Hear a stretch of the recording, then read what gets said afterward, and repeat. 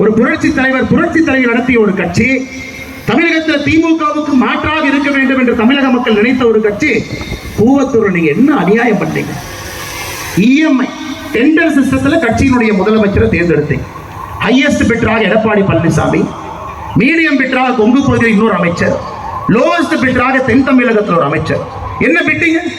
எந்த எம்எல்ஏவுக்கு மாசம் என்ன பணம் கொடுக்க வேண்டும் என்பதுதான் கூவத்தூர்ல இந்த பிட்டிங் முறை.